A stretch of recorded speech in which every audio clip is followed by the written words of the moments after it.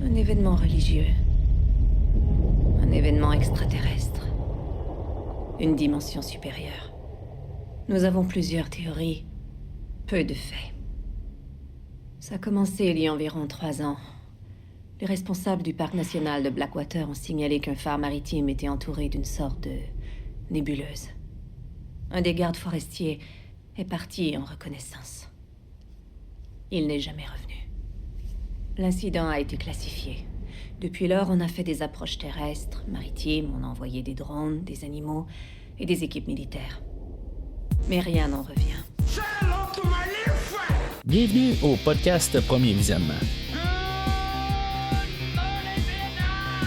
Aujourd'hui, on parle d'un film digne de mention, ou pas, des annales du cinéma. Avant de commencer, je vous suggère fortement d'écouter le film proposé aujourd'hui, car je vais le spoiler complètement. Bonne écoute. Bienvenue dans la zone X. Aujourd'hui, on parle de Annihilation, sorti en 2018 et réalisé par Alex Garland, avec Natalie Portman, Jennifer Jason Leigh, Gina Rodriguez, Oscar Isaac et Tessa Thompson. Je suis Mathieu. En fait, je me le demande des fois si je suis vraiment moi-même. Puis même, je vais dire, je suis même pas sûr que c'est pas vous qui êtes moi. Mais bon.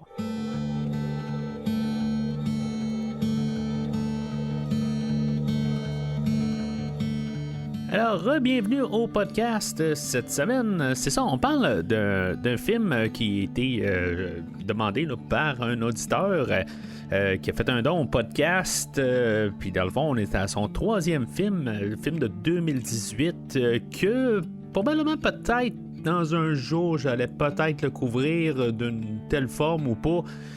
J'ai parlé là, dans le fond là, du film de Ex Machina, là, qui était le premier film là, de M. Garland que j'ai couvert, je pense, il y a 2 ans de ça. Puis, dans le fond, là, ce film-là, en tout cas, je savais que j'allais l'écouter. Est-ce que j'allais le faire au podcast ou pas? Je suis pas certain, mais je savais qu'éventuellement, j'allais quand même tomber sur ce film-là que je n'avais pas vu avant la demande là, de faire ce film-là là, pour le podcast. Mais c'est ça. Fait que, en tout cas, si des fois vous voulez que je couvre un film là, que vous voulez, dans le fond, là, je vous dis ça tout de suite. Dans le fond, là, la manière de procéder, dans le fond, là, c'est juste de faire un don là, de 10$ pour que je couvre un film. Puis si, mettons, vous voulez que j'en couvre 3, ben, vous pouvez faire un don là, de 25$ pour le podcast. Dans le fond, un virement Interact. Puis c'est fait. Puis bien sûr, ben, rentrer en communication avec moi là, par Messenger, là, c'est le plus facile normalement là, sur Facebook, là, soit sur la page de Premier Visionnement Pod ou par Premier Visionnement Balado, là, en tout cas un des deux. Là. Puis bien sûr, ben, l'important c'est que je sois capable d'écouter le film dans le fond, là, puis je prône vraiment là, le côté légal des choses, donc j'ai besoin d'avoir accès au film, que ce soit par Tubi, que ce soit par Netflix. Je suis abonné Netflix, puis je suis abonné là, sur Disney+. Donc, que ça soit sur ces 3 plateformes de streaming-là, ou en tout cas, je ne sais pas s'il y a d'autres plateformes gratuites. Ça, c'est l'important de 1. Et bien sûr, je demande aussi que ça ne soit pas une franchise, parce qu'une question que souvent que je couvre juste des franchises au podcast, fait que c'est une côté de transparence qu'en bout de ligne, je vais probablement couvrir là, le film en question dans un futur. Fait que je ne voudrais pas, quelque part, vous dire, bon, ben, tu sais, éventuellement, je vais couvrir la franchise. Puis que, dans le fond, le film que vous voulez, là, ben, ça va être juste. Il va être fait, là, fait que, tu sais, comme dans le fond, vous allez, comme, en guillemets, mettre votre argent aux poubelles, là, fait que, tu sais, j'aime mieux que ça soit plus une idée restreinte sur un film, là, puis on peut en parler, là.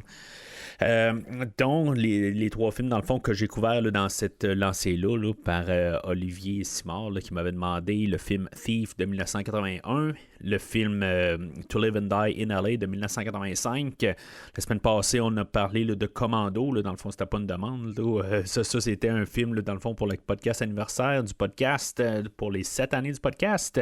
Et finalement, ben, c'est ça. Aujourd'hui, on termine avec un film de 2018 de Annihilation. Alors, le film, quasiment aussi vieux que le podcast, dans le fond, un petit peu plus vieux, je pense qu'il est sorti en mai ou en début d'année 2018. Ben, dans le fond, lui, il est tiré là, d'un livre qui est par l'auteur là, Jeff Vandermeer. J'ai pas pu lire le livre. J'ai écouté une version abrégée, par contre, du livre, mais honnêtement, je pense que j'ai pas eu grand-chose là, pour pogner le ton. Tout ça, là, c'est un livre là, qui est quand même pas trop long, là, mettons à peu près 6 heures à peu près là, sur Audible, mais j'ai juste pas eu le temps carrément là, de me rendre, mais en même temps, ben, j'ai lu beaucoup, puis en même temps, je voulais aussi voir pour le livre, mais aussi je voulais lire un peu par les suites, parce que dans le fond, le livre de 2014, dans le fond, là, une fois qu'il a été publié, ben, on a eu le premier livre, puis quelques mois plus tard, on a eu le deuxième livre, puis quelques mois plus tard, on avait le troisième livre. D'après moi, l'auteur avait pas mal tout écrit sa trilogie de livres, puis après ça, il s'est arrangé là, pour qu'ils sortent successivement. Là, dans le fond, lui, son idée, quand il a sorti ses livres, là, c'était un peu pour que ça fasse comme un effet Netflix, dans le fond, là, que son histoire, on peut la rattraper là, rapidement, puis pas attendre là, peut-être 1 an ou 2 le temps qu'on ait réagi au premier livre, puis qu'après ça, ben, ressort une histoire sur son univers qu'il a créé. Là. En tout cas, c'est comme ça que j'ai vu ça, là, dans le fond, là, la manière qu'il a créé là, sa trilogie de livres, ou en même temps, il ne voulait peut-être pas sortir un gros livre. Là. En tout cas, c'est une question de marketing. Mais j'ai lu quand même sur les suites, puis dans le fond, ben, c'est pas la même histoire. Là. À quelque part, là, on reprend l'histoire un peu ailleurs, puis c'est pas exactement la même histoire. Il y a des personnages, ben, le personnage principal là, qu'on a là, dans le livre d'origine, là, dans le fond, qui est maintenant là, dans le film, là, sa comparaison directe, parce que c'est pas exactement... les personnages sont pas nommés dans le livre.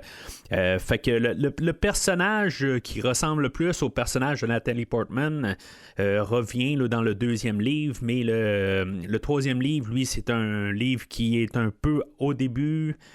avant le premier livre, puis après. Puis après ça, ben, en 2024, l'auteur, 10 ans plus tard, a refait une suite, un 4e livre dans cet univers-là, qui va vraiment encore encadrer toute sa trilogie originale. Fait que j'ai juste vu un peu, là, je vais en parler un petit peu peut-être des faits là, qui ont été empruntés pour faire le film aujourd'hui, mais en même temps, Alex Garland, là, qui réalise le film aujourd'hui, n'a pas lu les suites quand il est en train de travailler sur le film d'Annihilation. Fait que ça fait qu'il y a des effets, là, des éléments là, comme le personnage là, de Natalie Portman et même le personnage là, de Jennifer Jason Leigh. Qui ont que je pense qu'il y en a une qui est asiatique puis l'autre est indigène. Ben ils arrivent puis ils disent ben ça c'est dit dans le deuxième livre, mais en tout cas ça a été reproché à ça, sauf que M. Garland, ben lui se met sur le point que lui il fait juste adapter le premier livre, mais il y a quand même un peu des éléments, je crois, qui ont été pris là, du deuxième livre, là, ce que je veux dire là, des affaires que j'ai pu voir un petit peu au travers, là, mais vraiment brièvement là, par le côté là, où c'est peut-être juste des coïncidences, c'est peut-être des choses que M. Garland a lu pareil puis qui a incorporé, c'est une possibilité. Mais quelque part, la manière qu'il parle, c'est vraiment juste le premier livre qui va adapter. Puis, c'est ça dans le fond. Il y avait le droit pour le premier livre en tant que tel. Je ne sais pas s'il y avait les droits pour les suites. Les droits ont été achetés là, pratiquement là, à la sortie du livre, qui était quand même un bon best-seller. On a le producteur là-dedans. Dans le fond, on a plusieurs compagnies là, dans le fond, là, qui vont produire le film. On a Skydance et une alliance avec Paramount. Les producteurs des deux compagnies, par contre, ne s'entendaient pas pour le Final Cut. Dans le fond, on a monté le film. Et à Skydance, ben, on avait Scott Rudick, que lui, il était Rudin, excusez. Lui, il était en arrière, là, dans le fond, là, de la vision là, d'Alex Garland. Mais dans le fond, quand on est arrivé à la Paramount, que dans le fond, je pense qu'eux autres distribuent le film là, internationalement, on a dit, commencez à retravailler un petit peu le film. Le film est peut-être un petit peu trop complexe et que finalement, Monsieur Rubin, ou Rodin plutôt, va arriver puis il a le choix, dans le fond, de soit commencer à éditer le film, puis essayer de l'adapter plus pour un monde, en tout cas selon les notes de Paramount, ou carrément de se tenir avec le réalisateur du film, et c'est ce qu'il va choisir, dans le fond, de choisir de rester aux côtés du réalisateur, puis que dans le fond, qu'on a vraiment la vision du réalisateur pour le film d'aujourd'hui. Sauf ce que ça fait, c'est que côté, c'est sûr qu'on est rendu 7 ans après le film, rendu là, ça change plus grand-chose, là, la manière là, que le film a été distribué. Sauf que dans le côté monétaire, le film a coûté quelque chose comme 40 millions, là, entre 40 et 55 millions, là, et qui va avoir fait juste 43 millions là, globalement. Ça fait que Paramount se sont occupés là, pour distribuer le film là, aux États-Unis, au Canada, puis en Chine. Mais tandis qu'après ça, c'est Netflix qui a juste fait le restant. Fait qu'il s'est rendu très vite en streaming. C'est sûr que c'est ça qu'on a comme modèle aujourd'hui, mais c'est juste ça que c'était pour le film. Il n'y avait pas de sortie là, ailleurs que ces trois pays-là. En tout cas, c'est ce que je peux comprendre. Fait que c'était très limité. En dedans de 3 semaines, on n'avait plus rien, puis c'était juste Netflix. Fait que le côté... C'est sûr que le film a vraiment fait plus d'argent avec tous les streamings, les affaires de même, là, puis les reventes, puis après ça, la sortie en DVD, puis les affaires de même, là. Mais ça fait que quand même, le film a été vraiment comme juste peut-être un échec. C'est peut-être pour ça aussi qu'on n'aura pas la suite. C'est sûr que là, c'est un petit peu de la déduction de ma part, mais en même temps, l'histoire est comme assez complète, pareil. En tout cas, complète, pas complète, on va en parler de ça aujourd'hui, mais tu sais, de qu'est-ce que les suites embarquent aussi, puis qu'est-ce qu'ils peuvent faire. C'est sûr qu'ils peuvent toujours arriver, puis embarquer une histoire par-dessus, puis des affaires de même.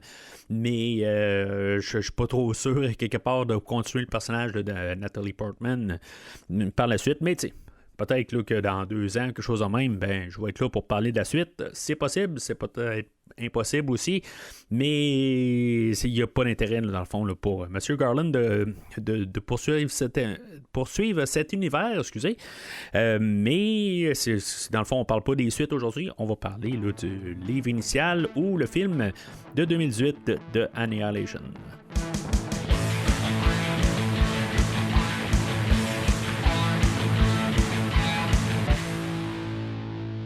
Alors, le synopsis du film va comme suit. Lina, biologiste et ancienne militaire, rejoint une expédition secrète envoyée dans une zone mystérieuse appelée la zone X, ou le miroitement. Un phénomène d'extraterrestre qui s'étend et transforme tout ce qu'il touche. Son mari, seul survivant d'une mission précédente, est revenu profondément changé, sans souvenir clair. Accompagné de 4 autres femmes, une physicienne, un géomètre et une paramédic et une psychologue, Lina pénètre dans le miroitement pour découvrir ce qui s'y passe. Sur place, l'équipe découvre un environnement où les lois de la nature sont instables avec des mutations génétiques étranges, parfois magnifiques, parfois mortelles. Au fil de leur progression, les membres du groupe commencent à être affectés psychologiquement et physiquement. Lina tente de percer les mystères de la zone X tout en affrontant ses propres traumatismes. Le film culmine dans une finale énigmatique où Lina est confrontée à une entité mystérieuse forçant une réflexion sur l'identité, la transformation et l'autodestruction. Fait que, en bout de ligne, c'est ça. Il y a comme 2 thématiques là, qu'on va passer au travers du film, là, puis on va nous le marteler à fond. Là. C'est beaucoup... très peu l'autodestruction, là, c'est plus standard un peu là, comme thématique. Dans le fond, là, comment que l'être humain est juste toujours en train de peut-être avoir une façade pour quelque chose, puis finalement, l'autre côté va repartir dans une autre direction pour tout va bien, mais qu'en bout de ligne, ça va trop bien, fait que l'être humain cherche toujours à aller peut-être saboter, dans le fond, là, son bien-être. C'est comme aborder un peu en trame de fond, mais sinon, ben, c'est vraiment tout le côté là, de la transformation ou en bout de ligne là, de qu'est-ce que le temps passe, la transformation là, sous plusieurs angles là, qu'on va montrer aujourd'hui, là, la mutation, peut-être en autre mot, l'évolution, peut-être en autre mot, mais c'est comme tout, qu'est-ce qu'on les chemins qui sont placés là, devant soi, ben c'est à quelque part, ben des fois là, c'est toujours un petit peu l'inconnu, mais qui est toujours affecté par le reste, tout ça, mais c'est toujours de la métaphore là-dessus, pas mal tout le film, là, c'est vraiment toute une métaphore sur le changement à venir, le changement là, qu'une personne est, qu'est-ce qu'il est, mais qui peut changer là, tout dépendant de son environnement, de qu'est-ce qui se passe, comment il va être interrelié avec tout. En tout cas, c'est vraiment tout juste ça qu'on va pas mal parler là, pendant la prochaine heure et quelques.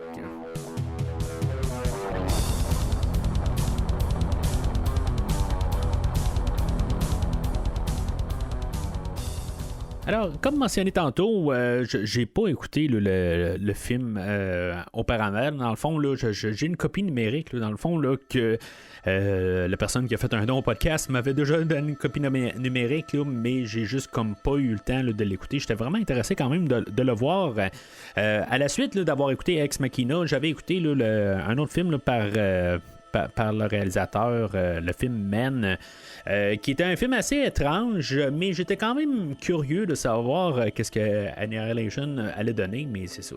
Là, j'ai maintenant là, l'opportunité là, de le faire et d'en parler amplement pour l'épisode d'aujourd'hui, mais c'est ça. La version que j'ai écoutée, là, c'est la version numérique qui n'a pas, dans le fond, là, les commentaires audio, fait que je peux pas plus commenter là, qu'est-ce que j'ai eu là, accès.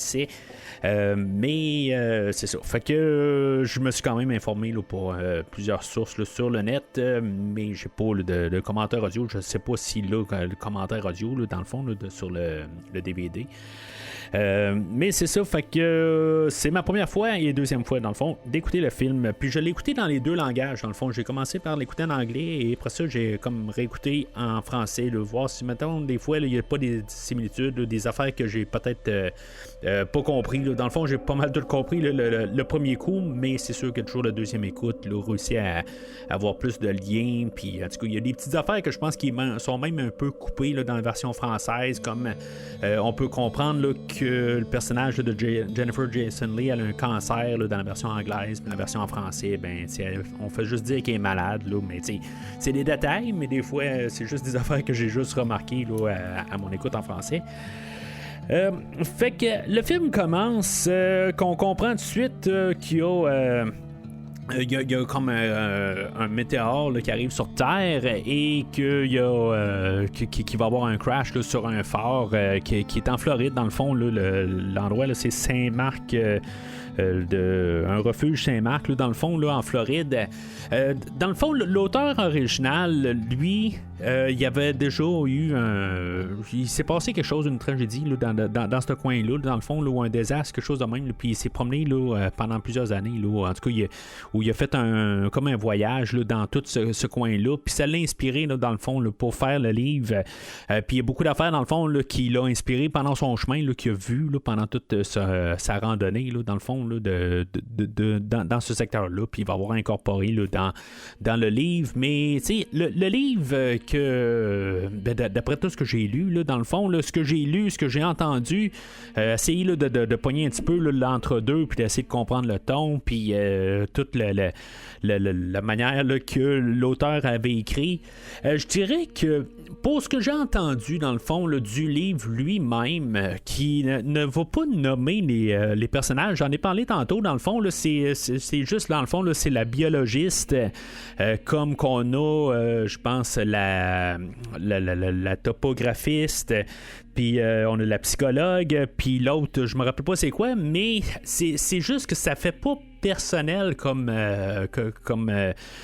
personnage dans le fond là, à quelque part on peut comprendre un peu leur historique, mais le fait qu'on n'a pas un nom, en tout cas ça m'a beaucoup dérangé là, dans mon écoute, mais en tout cas on peut quand même savoir que c'est similaire quand même pour le personnage de Natalie Portman. Elle a son mari qui revient, je crois qu'il est mort dans le livre, par contre rendu à l'histoire, c'est pas c'est pas tout un groupe là, de militaires là, ou militarisés plutôt là, qui vont embarquer là, dans qui vont aller dans la zone X là. Ce sont pas tous des militaires là, mais ce que je veux dire c'est que le personnage là, de Natalie Portman, elle était dans le livre elle semble pas être militarisée là. Peut-être qu'aussi dans la version abrégée là, c'est toutes des affaires qui ont été coupées là. C'était une possibilité aussi.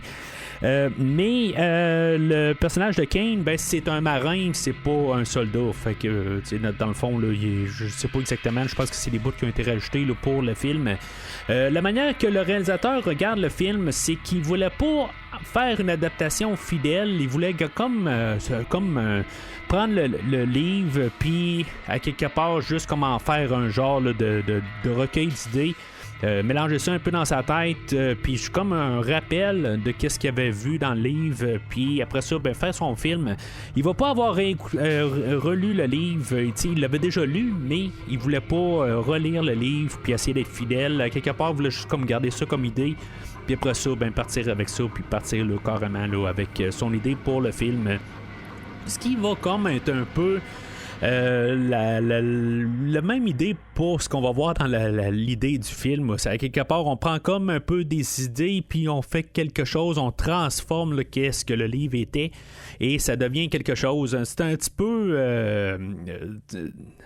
je veux pas dire ironique parce que je pense que c'était comme voulu à quelque part. Je pense que c'est comme juste le rendre hommage au livre en faisant quelque chose qui est carrément là, juste une transformation du livre le transformer en version écran. Là. Je pense qu'il y a un côté là, de volontaire pour de cette idée-là là, de transformation. Là. Fait qu'on est introduit au personnage là, de Lina, qui est joué là, par Natalie Portman. Natalie Portman, j'en ai parlé une couple de fois au podcast, bien sûr, dans la trilogie de Star Wars. Je n'ai parlé en début d'année avec le film de Thor. On va en reparler un peu plus tard cette année, quand on va parler du deuxième film de Thor. Et peut-être éventuellement où est-ce qu'on va parler du 4e film de Thor. En tout cas, j'ai pas fini de parler de Natalie Portman. Mais puis probablement d'autres projets éventuellement. Là, j'ai une couple d'autres idées où est-ce que j'aimerais ça parler peut-être là, de ces personnages. Bien sûr aussi j'en ai parlé là, l'année passée là, de Léon le professionnel, là, qui était un film aussi justement que je pense que j'avais fait là, pour une question là, de don au podcast. Et elle, dans le fond, assez rapidement, quand le livre est sorti, dans le fond, on a tout de suite embarqué comme en pré-production pour le film, et on a signé assez rapidement Madame Portman pour le film, mais elle est occupée à d'autres projets. Puis, dans le fond, dans ses demandes pour faire le film, ben, on devait attendre jusqu'en 2016 avant de filmer le film. C'est quand même, genre, attendez 2 ans pour que je finisse le film, puis après ça, ben, je vais pouvoir aller sur votre production. Là, en tout cas, c'est sûr, c'est une question de star power, peut-être, là, mais à quelque part, je pense qu'on a besoin. Ben, on a-tu besoin vraiment d'avoir Natalie Portman dans le film aujourd'hui? Est-ce que le film serait mieux avec une autre actrice? Je me pose la question sur le champ, là, à quelque part, j'ai même pas pensé avant d'enregistrer. Mais je pense que Natalie Portman a fait quand même une bonne job dans le film. J'aurais pas de nom en tête pour la remplacer. Est-ce qu'on avait vraiment besoin de elle? Je pense qu'il y aurait probablement des meilleures actrices qui auraient pu prendre le rôle. C'est pas que je la déteste dans le film aujourd'hui, mais en même temps, il y a plusieurs affaires peut-être là, pendant le film, là, des plans qu'on va y donner, des côtés là, des choix là, de réaction qu'elle va faire, que des fois, je suis comme pas trop sûr, mais des fois aussi, c'est le plan où ce qu'elle va être photographiée, là, qui va être un petit peu, des fois, je me dis, là, c'est pour le côté visuel, là, c'est comme il y a un plan là, qui est sur la plage un peu plus tard, que j'aime pas, mais je pense que c'est pas elle nécessairement le problème, c'est plus la manière qu'on a essayé de rajouter tellement d'effets sur la caméra qui fait qu'elle sort un peu bizarre. Puis il y a un moment où quand le personnage là, de Kane va arriver là, pendant qu'il est en train de peinturer là, sa chambre, sa réaction de pleurs, des affaires de même, je suis pas trop sûr. Quelque part, ça me fait penser un petit peu à l'épisode 3 de Star Wars, quand Anakin est en train d'y annoncer là, que lui est viré carrément là, qu'il est en train de comprendre là, qu'il a viré carrément sur le côté obscur. Puis tu sais, je voyais comme la même réaction, puis que tu sais, qui est très très très mitigé un petit peu là, sur l'épisode 3. Fait que je suis pas trop sûr à 100% de sa performance, mais pour le restant du film, il faut qu'elle fasse un personnage assez froid. Qu'il faut qu'elle fasse, c'est parce qu'il faut pas qu'elle essaie d'avoir trop ses émotions, puis dans tout ça, puis tu sais, en tout cas, de tout ce qui se passe, c'est pas qu'elle est forcée, mais c'est que la situation la force, puis en tout cas, je trouve qu'elle est peut-être plus froide que pas mal tout le restant de l'équipe, puis en tout cas, ça fait un drôle de ton pour elle. Mais sinon, pour conclure, est-ce que c'est la même année qu'Interstellaire, où ce qu'on avait Jessica Chastain et Anne Hathaway, là, qui étaient des actrices populaires là, dans le temps. Là, il y en a probablement d'autres. Là, mais bon, est-ce que ces deux actrices-là, je les aurais mieux vues dans le film aujourd'hui? Peut-être pas Chastain, mais peut-être Anne Hathaway aurait été quand même un bon choix aussi. Là, je crois bien. Mais bon, c'est correct. En tant que tel, là, j'ai pas trop de problème là, avec Nathalie Portman, que de mémoire, dans le fond, on va quand même quasiment d'un extrême à l'autre. Là. Dans Léon le professionnel, je l'ai adoré là-dedans. Puis dans Star Wars, c'est so-so. Puis dans le film aujourd'hui, ben c'est comme so-so aussi. Elle est peut-être trop froide quelque part là, dans le film. Là. Mais en même temps, ben, c'est ça que je pense qu'on demande un peu du rôle. C'est pas le temps d'être trop chaleureux quand tu embarques là, dans un endroit hostile. Je pense que c'est plus ça qu'on y va. Là-dedans, ben c'est ça. Au tout début, ben, elle est interrogée par le personnage de Lomax, là, qui est joué là, par Benedict Wong, qui dans le fond, c'est la seule, probablement qui est arrivé, lui, pour filmer une seule scène, là, c'est plutôt pour une seule journée, là, puis on a tout filmé là, ces scènes là, en une avant-midi. Je m'attendais à ce qu'il y ait peut-être quelque chose avec lui un peu plus tard dans le film, là, mais finalement, là, c'est carrément là, c'est restreint à qu'est-ce qu'on le voit là, au tout début, là, puis c'est tout le long comme ça, qui m'apporte une question que je vais me poser pendant tout le film, mais en tout cas, je vais revenir à tantôt.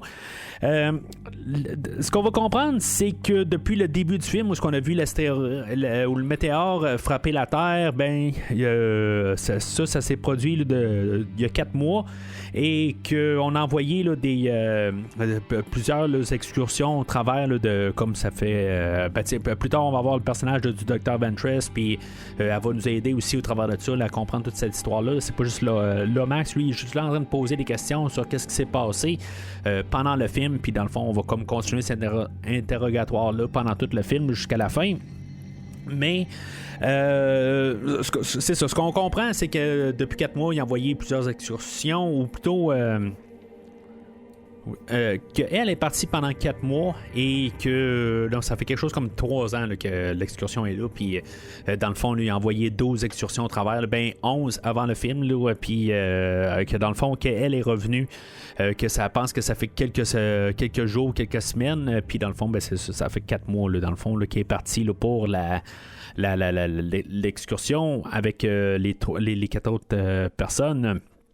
Puis, tu sais, dans le fond, ils font juste nous envoyer un petit peu là, au tout début, là, dans le fond, là, juste nous agacer en fait d'idées là, de tout le monde qui est avec, là, qu'est-ce qu'ils sont devenus ou pas, là, s'ils sont encore là, tout ça. Fait que elle va répondre beaucoup là, qu'elle ne sait pas. Puis ça va être pas mal la réponse à tout pendant tout le film. Tout va être je ne sais pas, c'est quoi en bout de ligne, qu'est-ce que ça veut dire. Ça va-tu devenir un peu une frustration dans le fond, de pas comprendre le film? Monsieur Garland, dans le fond, ça va être un peu son idée dans le film, c'est de pas donner d'histoire, donner beaucoup à l'auditeur, pas l'auditeur, mais le téléspectateur, de pouvoir faire sa propre idée sur le film. Puis là, ben, de vraiment comme pas donner. Puis des fois, je me demande si, mettons, le réalisateur va pas un peu se fourvoyer dans ses idées un peu. Il va juste comme lancer des idées. Puis, est-ce que ça colle pas? Puis en même temps, je suis pas sûr qu'il connaît tout un peu là, son univers. Là. En tout cas, il y a une couple d'affaires là, que je pourrais parler tantôt. Là, qui est-ce qu'il comprend à 100% qu'est-ce qu'il fait comme univers? Mais en même temps, c'est peut-être moi qui comprends pas. Mais tu sais, dans le fond, tout est là à l'interprétation. Fait que pour le personnage de Lina, ben c'est ça, on comprend qu'elle est en couple avec le personnage de Kane là, qui est joué là, par Oscar Isaac. Oscar Isaac qui revient dans le fond, là, qui avait été sous la direction de Monsieur Garland là, dans le film là, de Ex Machina. En même temps, ben, il est en train là, de tourner là, le dernier Jedi, qui dans le fond, là, je pense qu'il y a des journées où il est en train de filmer des scènes pour le film d'aujourd'hui, puis du dernier Jedi en même temps. Là, dans le fond, là, les deux plateaux, là, ils étaient un à côté de l'autre. Puis le personnage de Kane, lui, il était dans le 11e envoi. Puis, tu sais, en tout cas, ce qu'on peut comprendre, là, c'est comme je l'avais. Je sais pas exactement de où est-ce que je sais. Est-ce que c'est moi qui l'ai découvert ou je l'ai lu à quelque part que c'était peut-être pas lui, le personnage, tu sais, dans le fond, qu'il y a peut-être du clonage dans le film plutôt. Puis là, ben, tu sais, j'ai déjà mes idées un petit peu déjà préconçues du personnage de Kane, mais en même temps, c'est la manière qui est apportée. Puis même pendant le film, que c'est un peu apporté tellement l'idée de cloner puis de doubleur, des affaires de même, que quand t'arrives à la toute fin du film, là, la réalisation que c'était pas lui qui était là tout le long du film, en bout de ligne, que c'est pas son mari, ben ça va tomber à plat. Je pense qu'on l'a trop martelé pendant tout le film, puis je sais pas si c'était vraiment une grosse révélation qu'on voulait faire à la fin du film, là, mais tu sais, là je suis en train de sauter un petit peu à la fin du podcast, mais comme le doublon là, de Kane, éventuellement, c'est ça, il va arriver à la maison. Puis là, c'est ça. Je sais pas si. Ben là, on est supposé de comprendre que c'est lui, mais il tombe tout de suite malade. Puis, en tout cas, je trouve que tout est trop là sur la table déjà, sur le fait qu'on peut comprendre qu'il est pas humain ou en tout cas, il y a quelque chose qui marche pas avec lui, mais que c'est pas nécessairement le Kane qui est parti, là, qu'on va voir un peu tout le long du film par flashback. Là, que dans le fond, la relation entre lui et Nathalie Portman, ben c'est ça, tu sais, on peut voir le grand amour un peu entre quelques scènes, puis que quelque part il y a un petit peu un moment où ils vont s'éloigner, ils vont s'écarter un peu au travers, tu sais, dans le fond où c'est un peu l'idée encore là, de la transformation. Puis que la mutation du couple, qu'éventuellement, ben, lui va partir, puis que elle va être un petit peu perdue là-dedans, peut-être l'autodestruction, je sais pas trop. Que même elle va avoir une affaire là, avec un de ses collègues là, de travail, puis qui va un petit peu nulle part. Honnêtement, je pense que c'est un peu juste le côté d'autodestruction, des affaires de même, là, mais c'est un peu dans l'idée, comme je disais tantôt, là, que je pense que cette partie-là, elle va carrément nulle part, puis c'est comme un peu... juste mettre un peu des affaires sur la table, puis on peut l'interpréter peut-être là, comme qu'on veut. Ça, c'est peut-être aussi ça qu'on fait, là, mais bon, c'est le côté là, du personnage de Dan qu'on introduit au tout début du film, mais que tu sais, c'est ça, il y a comme sa femme, puis ben, qu'on la voit pas, là, mais qu'en bout de ligne, il va l'inviter, le personnage de Lina, à venir pour un barbecue ou quelque chose de même, là. Puis en tout cas, finalement, tu sais, qu'il va coucher avec aussi, c'est-tu avant, c'est-tu après, c'est pas très clair. Ça fait longtemps qu'ils ont une affaire ensemble. C'est-tu avant qu'ils partent en guerre, quelque chose de même, le personnage de Kane, je sais pas. Là. En tout cas, c'est comme un petit peu tous des flashbacks. On regarde tout le film non chronologiquement, qui fait que c'est pas... peut-être le montage est pas très clair là-dedans, mais je pense pas que c'est important non plus. Là. Alors, Kane, lui, c'est ça. Éventuellement, là, il vire malade. Là. Il revient à la maison, puis en tout cas, il arrive, puis il est pas capable de se rappeler de qui qu'il est, puis tout ça. Puis, tu sais, c'est pour ça qu'en même temps, je dis, bon, ben, il est. J'ai comme la puce à l'oreille là, qu'il est probablement pas qui dit qu'il est pis tout ça. C'est pour ça, j'ai pas vu le film avant, là, mais à quelque part des fois on voit des affaires sur internet, puis qu'est-ce que ce film-là parle, puis en tout cas je sais pas exactement où je suis tombé là. Puis je savais que bon, il y avait plusieurs mélanges là, dans le style du film, puis en tout cas il me semble avoir vu quelque chose là, comme dans le genre de clonage, quelque chose de même là, ou des doppelgangers. Puis en tout cas c'est pour ça que je veux peut-être un peu la puce à l'oreille, mais en tout cas fait que lui finalement ben il va tomber malade pour une raison quelconque, et que finalement ben, il va être apporté en ambulance et que le FBI va être impliqué. Puis là, ben, c'est comme à quelque part, je me suis dit, bon, ben, c'est certain là, que c'est pas Kane en tant que tel. Là, c'est pas pour rien que le FBI va s'en mêler. C'est là qu'on a l'introduction du personnage de Ventress. Le docteur Ventress, je trouve que c'est un nom là, quand même un peu. Peut-être que ça me fait penser un peu là, à un vilain là, de Marvel ou quelque chose de même. Il me semble qu'il y a un personnage qui ressemble à ça, là, ou dans Star Wars, je pense, là, qu'il y a un personnage qui s'appelle Ventress, si je me trompe pas. Fait que je trouve que le nom est peut-être un peu trop. Il y a peut-être un symbole là-dedans. Là, c'est une possibilité aussi. Mais. Ça me surprendrait peut-être, là. En tout cas, Ventress, c'est pas vraiment un mot, là. C'est peut-être pour aventureuse ou quelque chose de même, là. Qui n'a pas vraiment rapport avec le personnage, là. En tout cas, ce qu'elle va s'aventurer avec les autres, là. Mais joué par Jennifer Jason Leigh, le personnage du Dr. Ventress, honnêtement, je pense pas qu'elle, on avait besoin là, de vraiment d'avoir Jennifer Jason Leigh, là. On n'avait pas vraiment besoin d'un nom là, pour ce personnage-là. Puis, tu sais, je trouve peut-être que le problème avec une partie du film, c'est que les deux personnages, c'est comme nos deux personnages principaux là, avec Tessa Thompson là, qui va arriver pas loin après, mais sont trop froides. Je trouve à quelque part là, il y avait peut-être besoin là, d'un petit peu plus là, d'un personnage plus comme Tessa Thompson, que je vois plus peut-être là, préféré là, dans tout le trio rendu là, parce que justement à quelque part là, sont peut-être les deux trop froides, et à quelque part le côté là, ils sont pas antagonistes là, pas du tout. C'est dans le fond là, une est plus peut-être qu'ils vont peut-être un peu plus la garder de haut là, le personnage de Ventress là, sur le personnage là, de Lina peut-être, mais en tout cas je trouve que le personnage de Jennifer Jason Leigh, bon, ok, mourante, elle a un cancer, peut-être aussi, là, c'est peut-être ça, mais c'est pas que normalement je déteste leur ouvrage, là, Jennifer Jason Leigh, là, je l'adore là, dans beaucoup de ses rôles. Dans le fond, là, j'ai parlé d'elle là, dans The Hitcher, puis je l'ai vu dans beaucoup là, d'autres productions, probablement d'autres films qu'éventuellement je vais peut-être même parler. Mais tu sais, dans le film aujourd'hui, je pense que c'est comme il manque un petit peu là, un petit peu là, je veux pas dire de côté joyeux là, mais tu sais à quelque part là, d'avoir un petit peu plus un côté là, d'au moins de vouloir être là peut-être.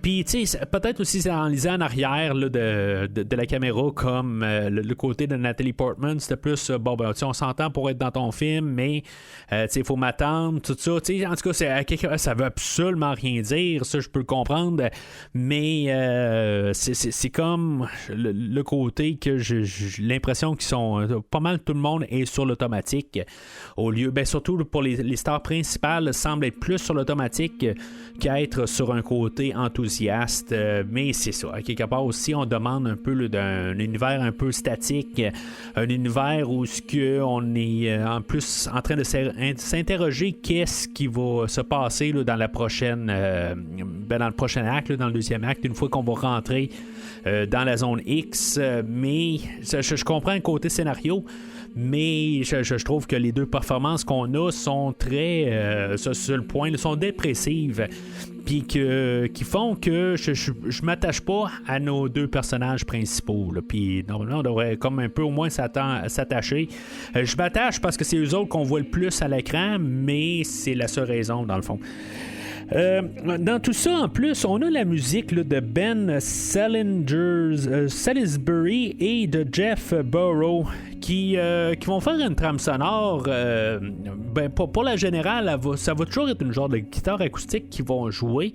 Puis que j'ai l'impression que ça fait comme un peu une trame sonore de road movie, mais on a un aspect horreur lugubre un peu pas mal tout le long du film. Peut-être pas lugubre, mais qui marche pas avec la musique. Pas que je déteste les compositions qui seraient peut-être dans un autre genre de film, peut-être. Mais qu'est-ce qu'on a comme film aujourd'hui?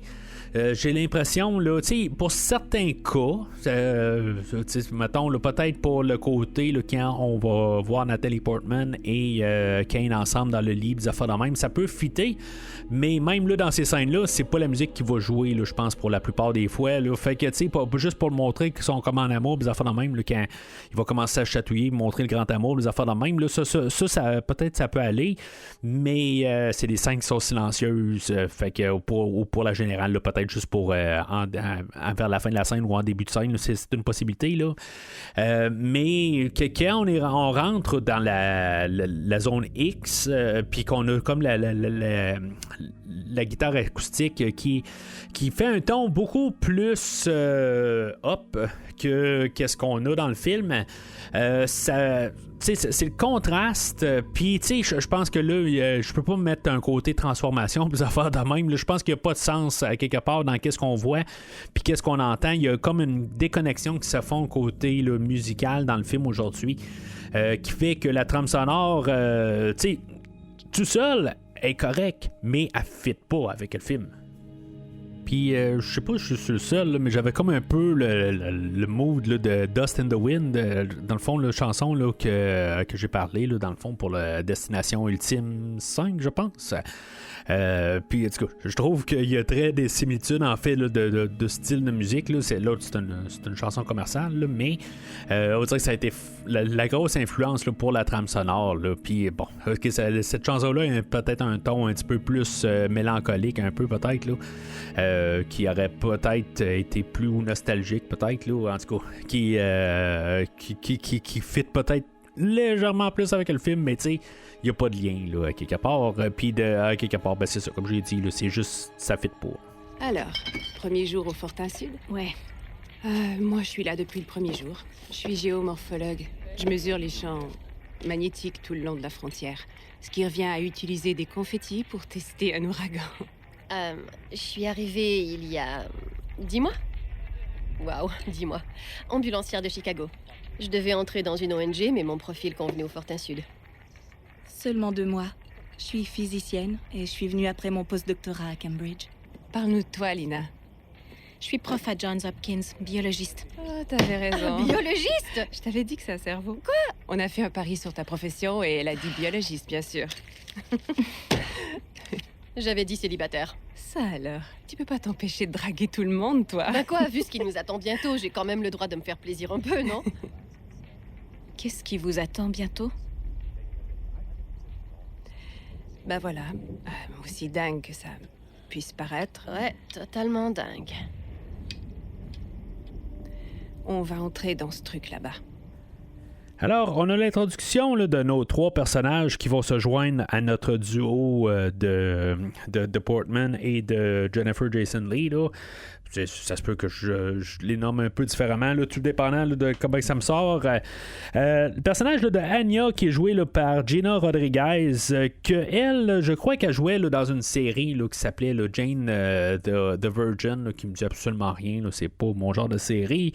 Que elle, bon, on va apprendre plus tard qu'elle est alcoolique, puis bon, peut-être sa transformation, ou en tout cas trouver sa manière là, d'autodestruction, mais tu sais, c'est comme l'antidestruction peut-être, qu'elle va essayer de trouver un point là, de. Puis dans le fond, là, c'est pas pour pas mal tous les personnages. Pourquoi qu'ils sont prêts à sauter là, ils appellent pas ça. Ben, Portman, elle va arriver, elle va dire c'est peut-être une mission suicide, mais que Jennifer Jason Leigh, elle va dire ben, que c'est plus une mission d'autodestruction, mais dans le fond, ils sont là un petit peu dans une rédemption, ou à quelque quelque part, ils ont rien à perdre plus tôt, puis que quelque part, ben, tu sais, si ça les tue, quelque part, ils ont rien à perdre dans ce côté-là. Comme j'ai parlé là, du personnage de Enya, elle, c'est ça, c'est peut-être son côté là, de pouvoir se battre contre son alcoolisme. Elle, je sais pas, elle était paramédic. On a vu des paramédics un peu plus tôt dans le film, là, mais je pense pas qu'il était là. En tout cas, je sais pas s'il aurait pu prendre ce personnage-là puis essayer là, de l'intégrer là, d'une autre manière là, dans l'histoire. Là. Je sais pas, dans un autre film, peut-être que là, elle aurait suivi le personnage là, de Kane une fois qu'il était dans son ambulance puis que finalement elle s'est ramassée malgré elle dans toute l'histoire impliquée. Mais tu sais, en tout cas, je vois un lien par rapport, là, mais dans un autre film, ça aurait probablement été ça. Si maintenant on aurait eu peut-être une actrice là, peut-être plus connue, là, en tout cas, peut-être là, que Gina Rodriguez est super connue, mais c'est juste qu'elle n'est pas tombée sur mon radar avant le film d'aujourd'hui. Sinon, on a Cass qui est joué là, par Tuva Novotny, que j'ai vu aussi dans absolument rien. Puis je sais pas exactement. Là, c'est vraiment la personne où j'ai absolument rien là, sur elle. Qu'elle, on va apprendre qu'elle a un enfant mort qui est décédé un peu avant le film, puis qu'elle, dans le fond, est en train là, de juste comme se trouver, quelque chose est en train de errer dans le monde. Elle est géomorphologiste, puis en tout cas, c'est... Elle, honnêtement, là, tout le long du film, je me suis dit, elle est comme en train de s'allier un petit peu trop avec Natalie Portman, que honnêtement, je l'avais comme à l'œil. Je me suis dit, il va se passer quelque chose avec elle. Finalement, il se passe absolument rien avec elle, mais j'avais un doute que peut-être qu'elle était pas là pour les mauvaises raisons. Parce qu'à la toute fin, ben, tu sais, quelque part, elle est en train là, de comme dire que leur dépendance ou quelque chose de même, là, que tout, qu'est-ce que, en guillemets, le problème là, de chaque personnage. Puis elle va arriver comme un peu en pensée là, qui, tu sais, après tout tout au complet, là, c'est comme bon, ben tu sais, moi j'ai perdu un enfant, mais tu sais, ça sonnait pas sincère en tout cas. Puis on a le personnage de Josie ici qui est joué là, par Tessa Thompson, que elle, ben, j'ai parlé là, de elle là, dans la trilogie de Creed, puis tu sais, je pense qu'il va y avoir un 4e Creed là, fait que probablement qu'on va reparler de elle éventuellement. Mais elle, en tout cas, c'est elle qui va ressortir le plus du lot, je crois bien. Qui va être le personnage le plus chaleureux, mais tu sais, à quelque part, en tout cas, je vais en parler là, quand elle va juste décider comme ça là, que bon, c'est terminé pour elle. Mais elle va, d'après ce que je peux comprendre, elle a des problèmes là, d'héroïne, puis qu'elle essaie là, de cacher ça, puis elle est physicienne aussi. C'est elle qui va comme peut-être trouver un peu là, la manière là, que toute l'atmosphère là, de la zone X est en train de les transformer. Mais bien sûr, on a le personnage aussi de Lina, que elle est botaniste un peu. Puis, tu sais, c'est un peu l'idée de se supposer de tout s'entendre ensemble, mais à quelque part, Lina, elle a fait ses affaires de son côté. Elle va pas parler là, que Kane, c'était son mari, sachant que les autres filles savent à propos de Kane, que lui, dans le fond, c'était le rescapé là, de la 11e, le 11e envoi. Mais, tu sais, en tout cas, ça va faire un conflit à quelque part plus tard, mais c'était-tu vraiment nécessaire? Je comprends qu'une fois qu'ils vont voir la vidéo, que oui, ils vont se dire, bon, ben, peut-être que c'est correct qu'elle n'a pas parlé parce que c'est le personnage de Kane qui va éventrer là, un autre de ses collègues parce qu'il y a quelque chose de bizarre là, dans son ventre. Mais c'est-tu, tu sais, ça justifie-tu vraiment là, l'idée là, qu'il y a une chance que j'en ai pas parlé? Tu sais, je sais pas, tu sais, c'est parce que c'est ça qui poserait des questions, puis que, tu sais, oui, ça l'apporterait là, qu'elle n'aurait pas de réponse du tout à ça, mais je pense pas qu'il justifie le fait qu'elle dit pas qu'il y avait un lien, mais en même temps, c'est ça, c'est le côté là, qui ont peut-être tous leurs agendas cachés rendus là.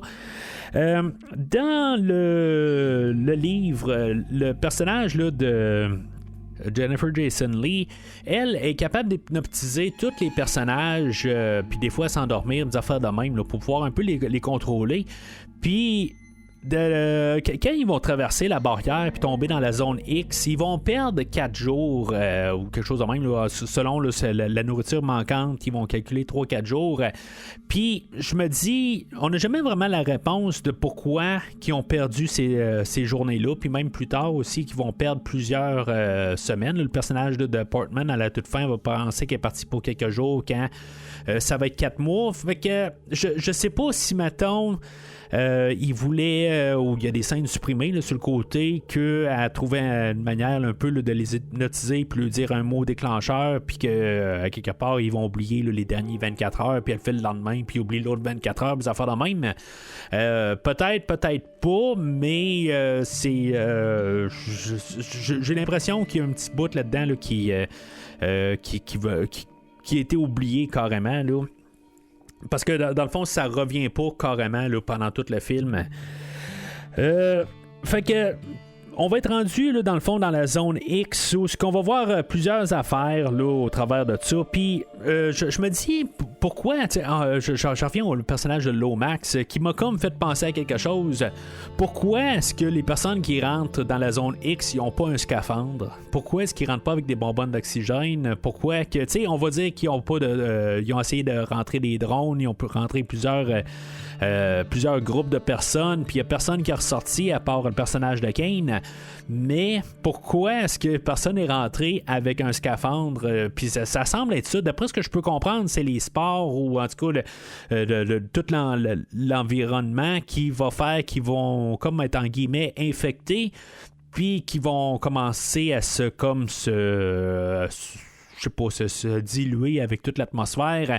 Je suis pas trop sûr d'avoir tout à 100% compris la science en arrière du film. Je veux juste mettre ça clair, là, mais je pense avoir mis le doigt. En tout cas, pour ma version, ça semble faire du sens dans ma tête, mais peut-être que vous avez une autre opinion du film qui est totalement différente puis qui est probablement valide aussi, là, mais je me demande juste pourquoi que je comprends qu'il y aurait eu beaucoup de bonbonnes d'oxygène à rentrer. Oui, je sais, mais pourquoi aussi pas les rendre là je peux dire câblés là, à quelque part là, ça donnerait beaucoup de câbles. Il faut s'entendre là, que ça serait des milliers là, ça marcherait pas là, je sais pas, quelque part là, juste mettre des juste s'arranger pour pouvoir les ramener par la suite.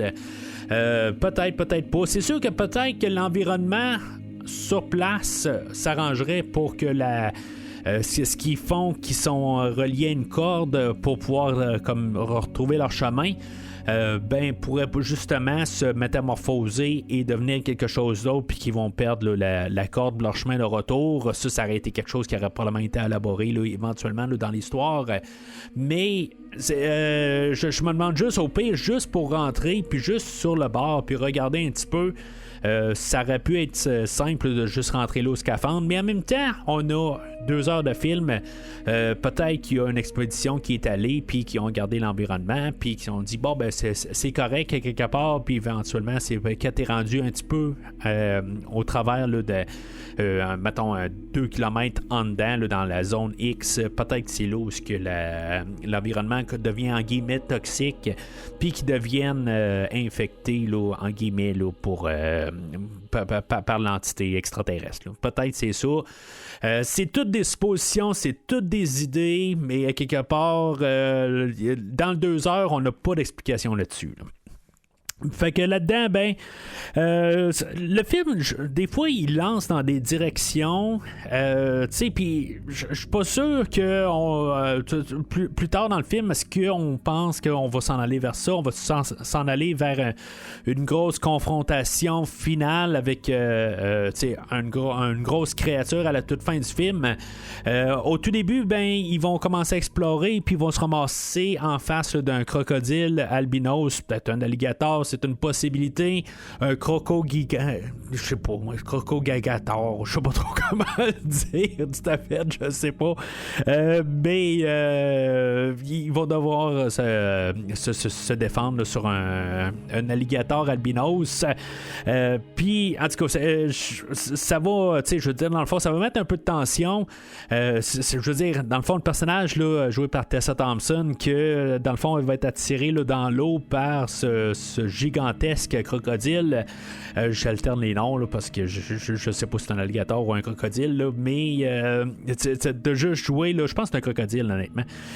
Puis, juste qu'elle a pas de morsure du tout, là, en tout cas, je veux dire, c'est un méchant monstre qui est sorti de l'eau.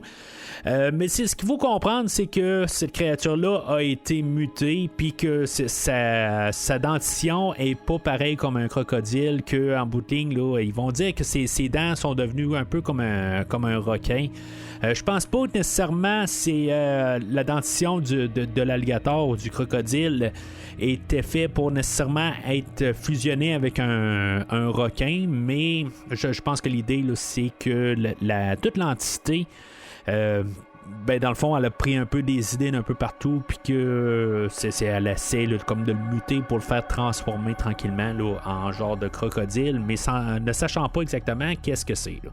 En tout cas, je suis pas trop en train d'embarquer là, sur qu'est-ce que toute l'idée là, de l'entité elle-même. Là, je vais garder ça un petit peu pour plus tard. Là, j'essaie juste de passer un petit peu au travers du scénario.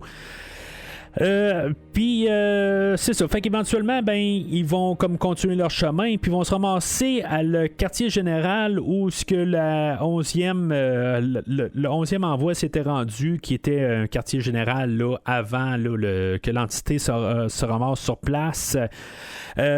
Puis je trouve ça drôle pareil, quelque part éventuellement ils vont comme se coucher pour la nuit, mais c'est comme ils vont dormir super haut, mais la tour de guet elle va être au sol. Je comprends pas l'idée dans tout ça. Je dis pas qu'ils doivent dormir au sol. Je veux dire, pourquoi est-ce que pas tout le monde est genre dans les airs, genre vraiment là à l'abri? Parce que là, éventuellement, ils vont découvrir qu'il y a une bête qui est rentrée là, dans le périmètre. Puis je me dis, au sol, tu vois pas très bien, tandis que si tu serais surélevé, tu verrais facilement un peu tout le terrain complet. Là. Mais bon, c'est une question, je pense, là, de scénario, puis de pouvoir avoir la contrainte là, de pas pouvoir voir qu'est-ce qui se passe alentour, puis pouvoir avoir un personnage qui va se faire tuer là, éventuellement. Ça, c'est ça, je pense, côté scénaristique là, qu'on fait ça. Mais juste avant ça, c'est ça, tu sais, quand ils sont dans le jour, puis avant qu'ils se rendent compte là, que la journée est sur le point de se terminer, là, ils arrivent, puis ils sont dans le quartier général, ou la base, ou peu importe, là, le hangar qui rentre dedans, là, puis ils vont trouver une carte mémoire et ils vont voir une vidéo, puis bien sûr ça va montrer le personnage de Kane, que lui dans le fond il va inventer là, un de ses collègues. Je pense qu'ils vont plus l'élaborer là, dans le côté livre, de le côté de l'expédition. Avant était juste des hommes, puis que dans le fond qu'eux autres ont comme viré fou, quelque chose de même. Puis là cette fois-là ils envoient juste des femmes. Tu sais, en tout cas je sais pas c'est quoi l'idée là-dedans. Dans le film aujourd'hui, pourquoi qu'on a juste des femmes, puis tu sais ils vont comme le marteler un peu l'idée, ils vont dire on est juste 5 femmes qui partent dans la comme excursion. Je sais pas exactement, je suis pas capable de voir vraiment une image, de comprendre pourquoi, c'est quoi la métaphore, c'est quoi l'idée. C'est juste, je pense, un peu pour tout trouver, là, dans le fond, l'idée de qu'est-ce qui se passe alentour, mais comment que l'entité va réagir, peut-être. Mais ils vont réagir pareil comme les hommes rendus là. Ils vont s'entretuer ou des affaires de même. Fait que ça va rien changer en bout de ligne. Là. Fait qu'en tout cas, puis finalement, il y a une des filles là-dedans qui va se ramasser jusqu'à la toute fin. Bon, ok, peut-être qu'il y a un côté féministe, peut-être que finalement, l'homme à la toute fin va se faire sauter lui-même, puis que finalement, la fille là-dedans, elle va être plus intelligente, elle sera pas sautée, elle va faire sauter là, l'extraterrestre. Peut-être, je sais pas si c'est l'idée qu'on voulait passer.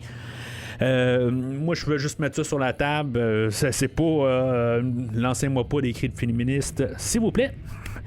Mais c'est ça, fait que là-dedans, c'est ça. Éventuellement, le personnage là, de Cass, elle va se faire agripper là, par un genre de d'ours. Là. Ce que je veux dire, c'est un ours. Là. Ils vont l'appeler un ours, là, mais c'est pas un ours. Là. C'est une créature là, qui a été toute transformée, tout ça. Et que, on va le voir un petit peu plus loin, là, éventuellement. Là, mais en tout cas, il va se ramasser un autre endroit, un genre de village que, dans le fond, les humains, ou plutôt que les plantes qui ont poussé dans ce coin-là ont commencé à avoir des formes humaines. Puis, en tout cas, c'est là où le personnage de Josie, elle va commencer à se rendre compte un peu comment c'est. C'est vraiment... puis c'est là où je pense que je vais commencer à embarquer pas mal toutes mes idées sur le film, sur l'idée là, de qu'est-ce que l'entité a fait, puis est-ce que ça a du sens ou pas. Puis tu sais, même il embarque les affaires de Dieu aussi, là, que lui des fois il est pas parfait, puis tu sais, il embarquait ça au tout début du film.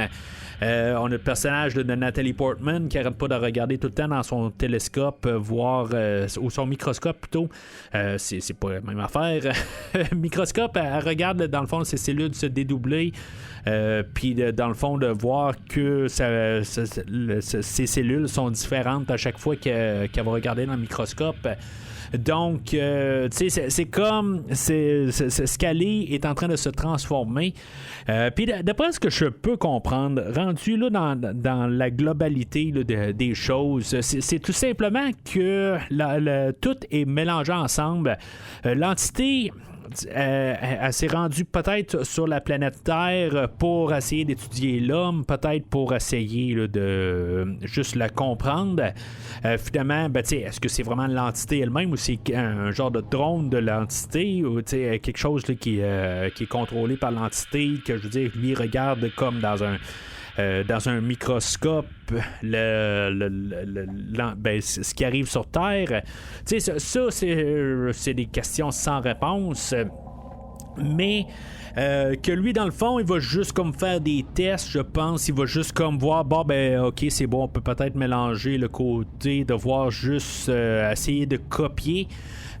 En voyant juste l'environnement, puis essayer de prendre tout l'environnement qu'il y a, l'environnement cible, là, qui est le coin là, de St. Mark's en Floride, là, puis juste comme tout mélanger ensemble, mettre ça un petit peu dans un blender rendu là, toutes les affaires ensemble. Ok, c'est bon, on va mettre toutes les femmes ensemble, sont toutes pareilles. On a le personnage là, de Nathalie Portman qui commence à avoir un tatou sur le bras avec un serpent qui est en train de manger sa queue, pareil comme le personnage là, de Anya qui elle a ce tatou-là qui est sur son bras. Qui apparaît en tout cas je pense pas qu'elle Nathalie Portman elle l'avait avant. J'essaie de voir son bras là, dans toutes les scènes avant, puis on monte pas son bras tout simplement là, mettons elle est dans le lit, on s'arrange pour que son bras il est pas visible. En tout cas j'ai pas remarqué, ou il est de l'autre bord, fait qu'on peut pas voir à l'interne de son bras. Mais honnêtement, ça me surprendrait que les deux filles ont le même tatou. Je vais dire ça quelque part, puis que finalement, c'est ça, tu sais, l'entité extraterrestre, elle regarde ça, puis elle fusionne tout ensemble, elle dit, ok, c'est beau, il y a un personnage qui toutes les filles sont là, fait que pour faire une fille, c'est comme toutes les ADN ensemble, on mélange ça. Mais tu sais, il y a le côté aussi de Josie qu'elle décide de pas combattre ça, puis qu'éventuellement, elle va devenir une plante. Je comprends pas tout à fait. Tu peux comme combattre ou finalement te laisser aller. C'est comme un peu, je pense, laisser interprétation où ce qu'elle va pas se battre pour rester humaine, qu'elle, dans le fond, est prête à tout laisser aller. Éventuellement, le personnage là, de Anya, elle va virer un petit peu paranoïaque. Elle va prendre les trois autres personnages, puis elle va les attacher à une chaise, puis que en bout de ligne, c'est ça, tu sais, il y a comme peut-être les filles ensemble, mais en même temps, on a l'ours qu'il devient comme tout fusionné avec le personnage là, de Cass qu'on a vu un peu plus tôt, puis qui commence à au lieu là, de faire des sons d'ours, ben, il va faire des cris là, de Cass qui est en train de demander de l'aide. Fait que, tu sais, c'est comme l'entité est toute mêlée. Elle essaie de juste peut-être comprendre qu'est-ce qui se passe en bout de ligne, ou pas essayer de comprendre qu'est-ce qui se passe, mais essayer de juste comprendre qu'est-ce qui est la vie sur Terre, puis tu sais, en confondant tout, que ça soit les plantes, que ça soit n'importe quoi, dans le fond, on va juste comme tout fusionner ensemble, puis voir, bon ben tu sais, la vie extraterrestre ou la vie terrienne, c'est comme ça, puis tu sais, on essaie de cloner ça, puis qu'est-ce que ça a de l'air, puis tout ça, tu sais. En tout cas, moi, c'est comme ça que je vois ça un peu, si ça sonne un peu plus clair que le film, en tout cas, j'espère, mais c'est juste, dans le fond, c'est prendre tout qu'est-ce qu'il y a dans ce secteur-là, puis juste mettre ça dans un blender, puis se dire, bon, ben, tu sais, avec ça, c'est comme peut-être un buffet chinois. Tout simplement, là, vous allez au Thomas Tam, vous allez n'importe quel autre restaurant là, qui a un buffet, et qu'ils ont toutes une même saveur. C'est comme que vous allez manger des nouilles, ou vous allez manger des spare ribs, ou vous allez manger n'importe quoi dans le fond, mais ils vont tout le temps avoir un même genre de goût de fond. Puis, en tout cas, je pense que c'est la métaphore la plus claire, je pense, que je peux trouver, que tout est comme similaire, tout semble venir de la même place, la même cuisine. Puis que c'est ça, dans le fond, quand l'entité essaie de comme recréer un peu tout ce qu'elle voit, ben c'est ça. C'est dans le fond comme tout un mélange d'un peu tout, mais en bout de ligne, tout est relié ensemble. Dans ça aussi, ben tu sais, je parle un peu du côté horreur, du côté un peu, on dirait que le ton, ils savent pas exactement qu'est-ce qu'ils veulent aller chercher avec la musique qui est comme un peu joyeuse, tandis que le côté visuel, on pense qu'on est dans un film là, d'horreur. Puis ça me fait penser beaucoup, surtout le ton du film me fait penser beaucoup à L'effroyable chose de John Carpenter. T'sais, on n'est pas dans le pôle Nord, là, on n'est pas là, dans un environnement hivernal, mais le côté de claustrophobie, le côté de... On a des créatures qui sont comme fusionnées avec d'autres créatures. C'est des choses qu'on a vues beaucoup dans l'univers de Carpenter, ou réinterprété par Carpenter plutôt. Puisque ce film-là est un remake, mais c'est, en tout cas, c'est ce que je trouve un peu. Puis peut-être fusionner un petit peu avec Body Snatchers, peut-être, là, avec des éléments un peu là, ces idées-là. Là.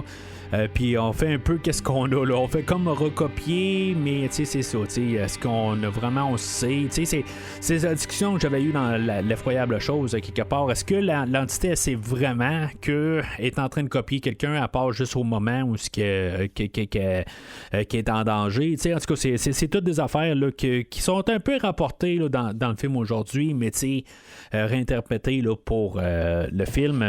Qu'est-ce que vous faites? Je m'en vais. Maintenant? On est en pleine nuit. Il n'y a pas de temps à perdre. On se désintègre à vue d'œil.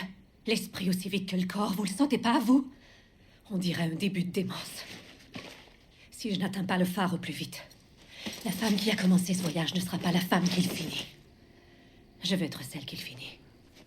Alors, le personnage de Tessa Thompson, elle décide que elle veut pas embarquer là, dans le côté.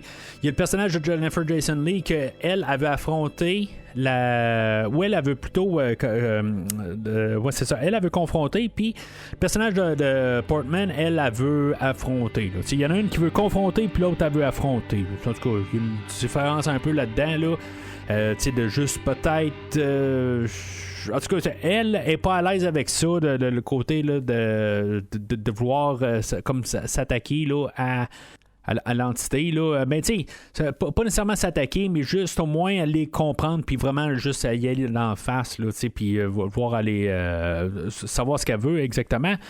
Fait que le personnage de Jennifer Jason Leigh, elle part à l'avance, elle dit, bon, moi, on a plus le temps de niaiser, on est en train là, de juste comme mourir sur place.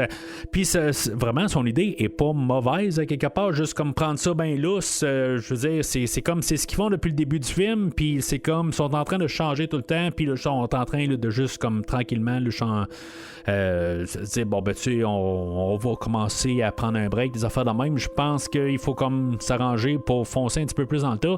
C'est sûr que le côté de commencer à partir à la noirceur, c'est un peu le danger là, de qu'est-ce qu'on a vu avec l'ours aussi, là, qu'il y a le danger les guettes, puis que quelque part sont peut-être mieux de bouger à la clarté, peut-être, mais peut-être qu'ils sont mieux aussi là, de juste comme carrément virer les talons de bord. Tu sais, ils savent pas exactement où ils sont. Il faut pas oublier ça. Ils arrivent et ils disent bon, mais on est déjà 4 jours de rentrée là, dans dans la zone X, là, mais ils sont peut-être juste rentrés sur le bord puis ont peut-être dormi sur place. C'est une possibilité aussi, qu'ils sont rentrés puis qu'ils ont juste resté là sur le bord. Fait que c'est quelque chose qui n'est pas élaboré, qui n'est pas repensé, des affaires de même. Les autres, ils considèrent que les 4 jours qu'ils ont perdus, ils ont marché tout le long. C'est possible aussi. C'est fort probable, mais en même temps, ben c'est ça. On n'a pas la confirmation de ça. Il y a eu comme une division avec le groupe un peu plus tôt aussi, où ce que en bout de ligne, le personnage de Jennifer Jason Leigh, elle, dans le fond, elle avait juste des yeux là, ou des œillères pour se rendre au phare où ce que la météorite avait crashé dans le fond. Puis là, ben, ça avait fait un peu des conflits avec le personnage d'Anya. C'est pour ça que elle, dans le fond, a viré un peu paranoïaque, un peu parce qu'elle, dans le fond, a voulu virer de bord. Et que le personnage de Portman, ben, c'était comme un peu entre deux là, qu'elle avait comme réponse. Mais finalement, ben, c'est ça. Ce qui se passe, c'est que le personnage de Jennifer Jason Leigh, elle va partir à l'avance. Au lieu de peut-être attendre genre quelques minutes ou juste pour qu'ils repartent quand même ensemble, il y a quand même le danger qui peut les guetter. Mais elle va partir peut-être 2-3 heures à l'avance pendant qu'il fait encore noir, tandis que Portman, elle va attendre Tessa pour que Tessa, ben, elle a dit bon ben, tu m'attends pour rien parce que moi, dans le fond, je suis en paix avec ça, puis moi, je suis prêt à devenir une plante. Ça ressemble à ça en bout de ligne. Fait que éventuellement, le personnage de Portman va décider là, de se rendre là, sur la rive qui est juste à côté dans le fond du phare. C'est comme l'entre-deux. Quelque part a dit c'est à partir de la rive, après ça ils peuvent juste comme suivre la rive pour sortir de la zone X. Puis ben c'est ça, elle va arriver sur la plage, elle va voir le phare, fait qu'elle va se diriger vers le phare, puis tu sais, on va voir comme qu'il y a des genres d'arbres en cristaux, en tout cas il y a comme une couple d'affaires bizarres un peu sur la plage. Comme j'ai dit, il y a des affaires qui paraissent un peu à l'informatique là, dans ce coin-là. Où ben, tu sais, le côté visuel du film, il est pas nécessairement mauvais. C'est comme je suis un peu là, de deux pensées envers le film. Il y a des endroits où je veux dire l'informatique là, elle ressort là, de l'écran. Il n'y a pas de doute. Là. Je veux dire, c'est vraiment de l'informatique. Ben, c'est clair que c'est l'informatique et quelque part le côté physique, ils peuvent pas le faire. Mais ça donne un genre de charme quand même que il y a des affaires qui sont quand même plus tard là, vers ce qu'on va voir l'entité elle-même, elle va venir comme un genre de gros blob là, éventuellement quand le personnage de Jennifer Jason Leigh là, elle va comme quitter là. J'adore comme cet effet visuel là. Mais tu sais, c'est clairement l'informatique là, puis ça va un peu ressortir de l'écran, mais j'adore beaucoup cette partie-là. Mais tandis qu'il y a des fois où comme sur la plage, ce plan-là qui est fait, qui est comme retouché en arrière, on dirait que ça paraît genre on a voulu changer un peu tout le loin en arrière. Peut-être qu'ils n'étaient pas sur une vraie plage, je sais pas, où ils ont changé le ciel qu'ils aimaient pas, ils voulaient le mettre plus sombre, des affaires de même, là, peut-être mettre un genre d'effet dedans qui fait que visuellement c'est pas très très beau à voir. Ça fait que il y a comme un peu des deux idées, mais c'est comme aussi le générique de fin, je l'aime bien, mais en quelque part aussi ça fait très screensaver. C'est pas mal très très quelque chose qu'on peut voir là, dans notre ordinateur habituel. Mais bon. Fait que Nathalie Portman, elle va se rendre au fort, puis là, c'est là qu'on va avoir la révélation que Kane, finalement, c'est une doublure. C'est comme un clone. Puis est-ce qu'il est Kane ou pas? C'est un peu là, toute l'idée du film. Puis c'est comme qu'est-ce qu'elle va lui demander un peu plus tôt, là, au tout début du film. Elle va lui dire, elle va lui poser des questions, puis c'est pas d'où ce qui vient. Ben, c'est dans le fond là, la réponse pourquoi, parce qu'en bout de ligne, c'était pas lui, mais c'est comme des mémoires programmées quelque part, parce qu'à quelque part, il peut se rappeler de elle en la voyant, peut-être. Il sait où ce qu'elle est, parce que lui, il dit, bon, ben, quand tu vas être sorti de la zone X, va trouver Lina. T'sais, ok, bon, ben, je vais trouver Lina, mais quelque part, il n'y a pas vraiment de mémoire de elle, là. Fait que, tu sais, c'est ça. Quelque part, c'est toutes des idées fusionnées là, à cause là, de tout ce qui est embarqué dans le blender d'ADN, peut-être. Il n'y a pas vraiment de réponse à ça, mais ça s'explique tout, peut-être. Là, quelque part, là, sur l'idée là, que c'est un clone, puis que. Là, dans le fond, lui, le Kane qu'on a, là, le Kane second, là. Lui, il est comme rattaché à l'entité, parce qu'éventuellement, l'entité va comme imploser, quelque chose de même, puis qu'après ça, il va être comme libéré, puis il va être correct, là. Fait qu'en tout cas, je sais pas exactement qu'est-ce qu'il est, tu sais, en tout cas, mais je reviens à ça là, dans quelques minutes. Fait que je sais pas si le film était vraiment dépendant de cette révélation-là, puis sinon, ben c'est vraiment malheureux, mais ils l'ont tellement martelé pendant tout le film qu'on a comme pas le choix de savoir que c'est comme à quelque part, je me suis dit, même si je l'aurais su ou pas, à quelque part, je me suis dit, y a-t-il une autre révélation qu'on va donner, là, je m'attendais à tout ça, quelque part de voir que ben je j'étais pas sûr, à quelque part je me suis dit bon ben c'est qui le corps à terre, puis là ben quelque part quand je vois Kane qui va se faire sauter, ben là je me suis dit bon ben c'est là après ça on va voir un double arriver puis ça fait de même. En tout cas tout était très prévisible pour cette séquence là, peut-être pas pour vous, je le sais pas à quelque part, est-ce que c'était trop. Ils l'ont trop martelé là, tout simplement là. En tout cas, puis si maintenant vous l'avez pas vu là, sentez-vous pas mal là. C'est à quelque part là, c'est juste le ressenti là, c'est juste ça, mais finalement Portman, elle, dans le fond, où est-ce que vraiment la météorite est rentrée, là, il y a vraiment un petit trou qui est fait dans le sol, puis dans le fond, elle va rentrer là, dans ce trou-là. Puis le docteur Ventress est là dans ce comme pas de cratère, là, mais tu sais, ça n'a pas fait de cratère, là, c'est juste comme c'est rentré au travers du phare, ça l'a creusé dans la terre, vraiment une petite ligne droite, puis finalement, ben, tu sais, il y a comme une petite salle que ça fait là, dans le fond de ça. Puis Ventress, elle attend. Est-ce que c'est Ventress ou c'est une copie de Ventress? Tu sais, j'ai lu un petit peu sur Internet, voir un peu là, des opinions là, de qu'est-ce qui se passe vraiment avec Ventress à ce moment-là. Parce que quand on voit Ventress, on dirait qu'elle a quelque chose sur les yeux, l'air est un peu en transformation, puis après ça, elle va se retourner de bord, puis que finalement, ben, elle va mourir.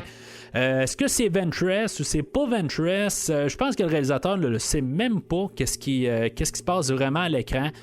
Avec le personnage, puis pourquoi qu'elle va comme annoncer vraiment comme tout que c'est la fin ou que c'est une que c'est comme quasiment l'anti-homme ou quelque chose de même. C'est là qu'on va nommer le nom du film, là, on va dire que c'est l'annihilation de l'humanité, quelque chose de même. Mais je pense pas, à quelque part, je ressens pas vraiment de côté là, de destruction dans tout ça. Je sens vraiment plus un côté là, d'étudier le caractère humain ou le caractère terrestre plutôt là, de qu'est-ce qui se passe sur la planète Terre plutôt. C'est plus ça que j'ai l'impression à la toute fin. Je crois pas que le nom du film est vraiment symbolique assez ou dans le fond est très a rapport avec le film. Là. Quelque part, je trouve que le nom n'a pas rapport. Là. Si mettons on essaie de trouver une manière de le plugger, OK, Ventress, elle voit ça comme ça, mais c'est tous les personnages. Le personnage de Ventress, elle, qui est dans le fond, qu'on parle autodestruction, puis elle, dans le fond, elle va comme s'autodétruire, elle va comme être détruite à ce moment-là. On a le personnage là, de Kane, que lui, il voulait retourner à la maison, puis que finalement, son doppelganger, il est retourné à la maison. Tu sais, c'est tout un peu des idées de même qui font qui ont eu qu'est-ce qu'ils voulaient en bout de ligne, que ce soit eux, le doppelganger, un personnage de Tessa Thompson, à quelque part, en voulait être en paix, puis je veux dire, s'est transformé en plante. Tu sais, je vois comme un peu un côté que en bout de ligne c'était comme leur désir puis ils sont devenus qu'est-ce qu'ils voulaient là, tu sais, en tout cas pas trop sûr pour le personnage de Cass et de Enya, mais en tout cas c'est ça, en tout cas pour les personnages là, de la toute fin, mais éventuellement, ben c'est ça. Elle, le personnage de Ventress, elle va comme disparaître. Puis c'est ça. Était-tu un doublure ou pas? Tu sais, c'est ça. Tu sais, c'est pas très clair, mais en même temps, je ne suis pas sûr si, mettons, il y a vraiment une différence entre la doublure puis qu'est-ce que les personnages deviennent. Puis là, comme le personnage de Lina, elle va sortir de là, mais finalement, elle va se ramasser face à face avec une coquille vide, là, je vais l'appeler une coquille vide, qui va comme commencer à en apprendre sur le personnage là, de Portman. Elle va comme l'imiter. Elle essaie comme de rentrer avec, elle fait comme l'effet miroir, mais dans tout ça, est-ce que elle veut du mal ou pas? C'est oui, elle va comme la pousser vers la porte, puis comme un peu juste comme l'arrêter, mais c'est la seule place où on voit un petit peu de côté où ce qui va être agressive, mais en même temps, Portman est agressive envers la coquille. Fait que je sais pas, à quelque part, peut-être c'est juste un mécanisme d'autodéfense qu'elle est en train d'étudier, puis juste en défensive. Mais en bout de ligne, on a vu la grenade un peu plus tôt, puis pour ceux-là qui savent pas comment une grenade, qu'est-ce que ça peut faire, puis vous avez pas écouté Commando la semaine passée, ben là, en tout cas, on va vous l'avoir montré quand même, vous avoir pris par la main, vous dire une grenade, ça peut faire sauter quelqu'un, comme qu'on a vu là, dans la vidéo avec Oscar Isaac, le personnage de Kane. On sait que la grenade, ça peut être dangereux, puis ça peut exploser, fait que un peu plus que maintenant on sait ça, on a une autre grenade que Portman va trouver, puis qu'elle va réussir à comme semer la confusion avec la coquille vide, puis que finalement la coquille vide va se ramasser avec la grenade dans les mains, puis que finalement elle va sauter, mais elle va pas chercher vraiment à plus que ça. La grenade va peut-être être assez pour détruire l'entité ou la coquille vide, peut-être pas.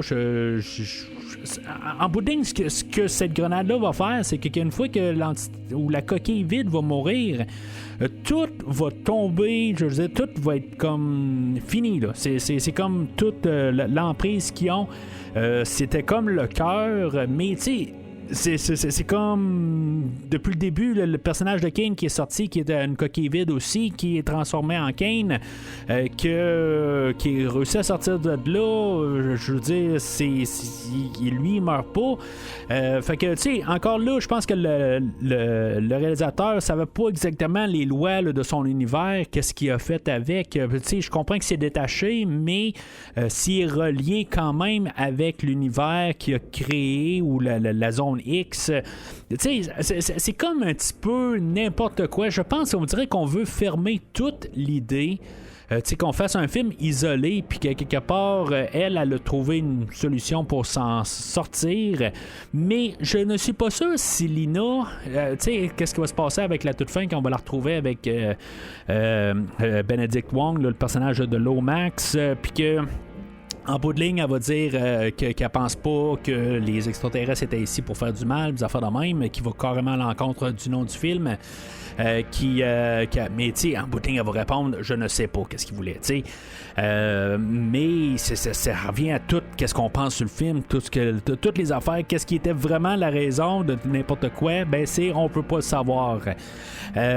Puis c'est ça, mais quand on va la retrouver le personnage de Kane, ben, on va savoir que, bon, est-ce que c'est des résidus de la zone X, mais son corps a été transformé à jamais.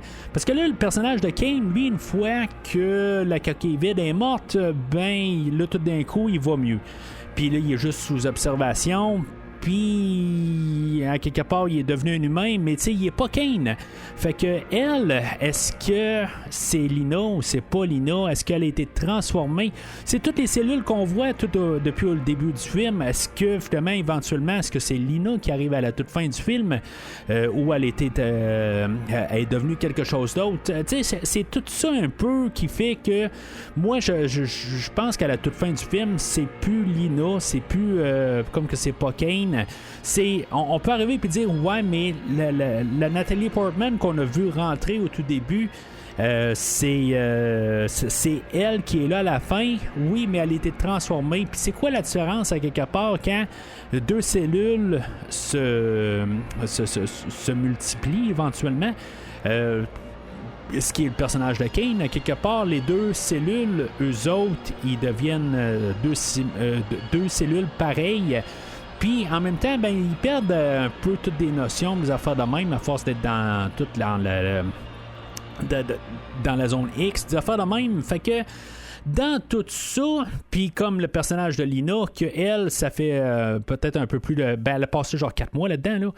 Fait que dans tout ça, elle peut avoir été transformée, puis finalement, ben, c'est-tu la même Lina? Elle est comme corrompue par... En tout cas, je dis ça, corrompue, là, par le parasite de la zone X, peut-être, là, en tout cas, je dis parasite, là, mais tu sais, à quelque part, qui est devenu quelque chose d'autre carrément. Fait que moi, je pense plus d'un côté que c'est le même. C'est plus Madame Portman qui est rentrée. Là. Dans le fond, elle a été transformée. Mais peut-être que physiquement, je veux dire, si mettons on mettrait un tracker sur la Natalie Portman qui est rentrée, oui, c'est elle qui est là, mais elle a eu une transformation et plus qu'est-ce qu'elle était, là, tout simplement à la toute fin du film. Là. Mais c'est ça. Puis ça, dans le fond aussi, c'est basé aussi sur le fait que quand Kane et Lina vont se coller, là, ben dans le fond, on voit que dans les yeux, là, ils ont comme tout l'effet là, de miroitement qu'il y a. Là. Mais, tu sais, Kane est autant réellement Kane que Lina à la toute fin. Là. Je crois bien, là, quelque part. Puis, tu sais, ils vont se répondre est-ce que Kane va dire non, je ne suis pas Kane. Puis Lina, ben elle va éviter la question ou la réponse plutôt. Puis je pense qu'elle n'est pas Lina, là, tout simplement. Là. Elle est rendu quelque chose, elle est rendu toute une fusion de qu'est-ce que la zone X a fait sur une telle personne. Fait que c'est un peu compliqué un peu à expliquer. Puis je suis désolé un peu parce que les idées partent dans tellement de directions pendant tout le film. Là. Puis j'essaie d'exprimer ça du plus simple que je peux. Là. Fait que le film finit là, puis vraiment pas avec vraiment une sortie là, pour un deuxième film. Là, si on voulait, on pourrait faire un prequel, on pourrait faire plein d'affaires, tout ça, là, comme qu'elle l'a fait, là, mais le film finit là avec un beau screensaver de Windows 95. Mais bien sûr, transformé en 4K, ce qu'on pouvait pas faire en 95.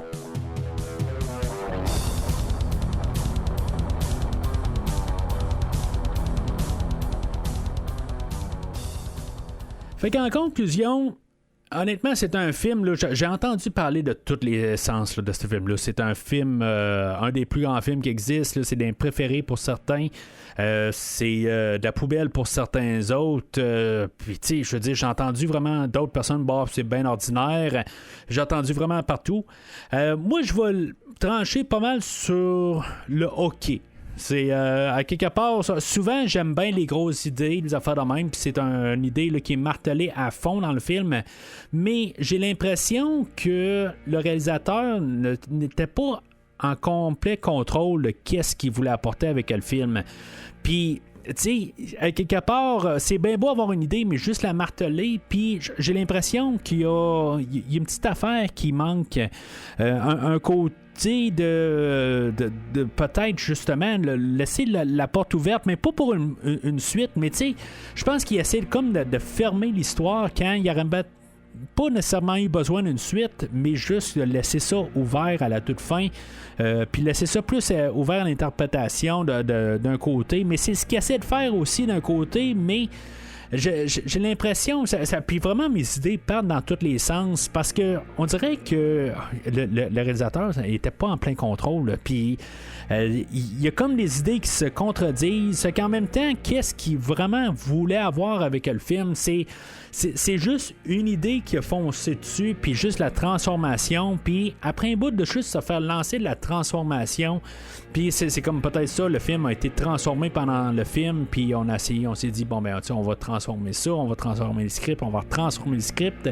Je sais pas exactement, mais on dirait qu'il n'y a pas une direction claire que le film veut aller, puis on dirait qu'il n'y a pas de réponse qu'il veut donner. Puis ça finit par qu'est-ce que Nathalie Portman a dit, l'avant-dernière scène, ça finit, je ne sais pas.